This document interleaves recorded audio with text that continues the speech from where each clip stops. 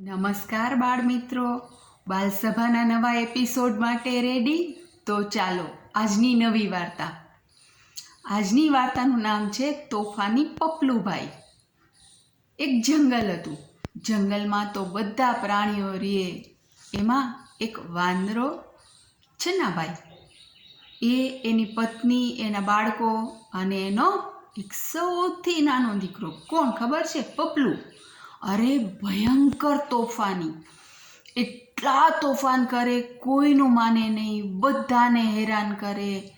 જંગલમાં તો બધા એનાથી ત્રાહીમામ થઈ ગયા હતા. એના મમ્મી સમજાવે, એના પપ્પા સમજાવે કે આટલા તોફાન ન કરાય, બધી જગ્યાએ કૂદ ઠેકડા મારે.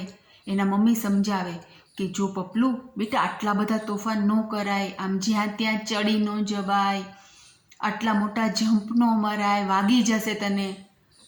પણ પપલુભાઈ તો માને બીજા, બધાનો અટકચાળો કરે. કોઈ જાતું હોય રસ્તામાં તો એનો અટકચાળો કરે. સ્કૂલમાં એટલા તોફાન, એના ટીચર એનાથી ત્રાસી ગયા હતા કે પપલું હવે બસ, આટલા તોફાન ન કર. પણ પપલુભાઈ તો હજી રિસેસ ચાલુ હોય તો ઘંટ વગાડી દે, ગમે ત્યાં છુપાઈ જાય, ગમે એનો નાસ્તો ઢોળી નાખે, તોફાન બસ.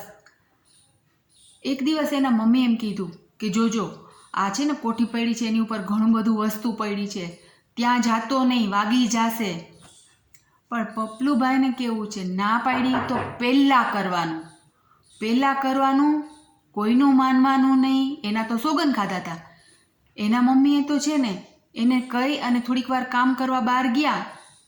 ત્યાં તો શું થયું, પપલુભાઈને તો ખબર પડી ગઈ કે મારે અહીંયા નથી જવાનું. છુપાછુપી રમતા રમતા ત્યાં જ ગયો અને જોરથી ધક્કો માર્યો.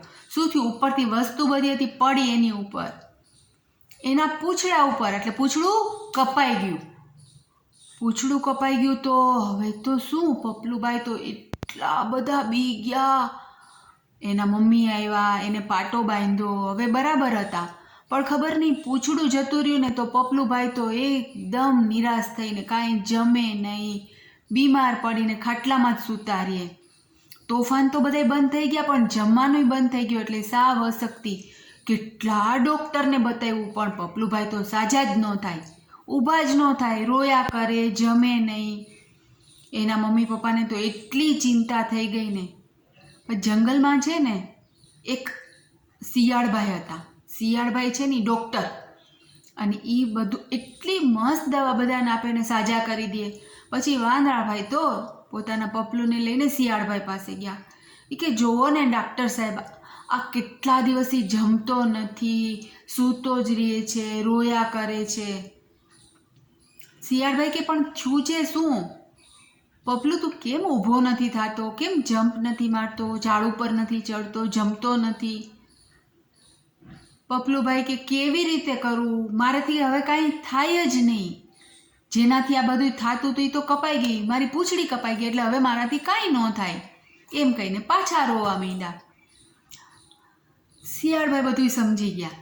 એના મમ્મી પપ્પાને કે કાલે આવજો, કાલે દવા કરી દઈશ. બીજા દિવસે ફરીથી પપલુને લઈને આવ્યા. પપલુને શું કર્યું, શિયાળે શું કર્યું ખબર છે? એને થોડોક વાતોમાં ગૂંચવી રાખ્યો અને આગળ કંઈક રમવાનું આપી દીધું.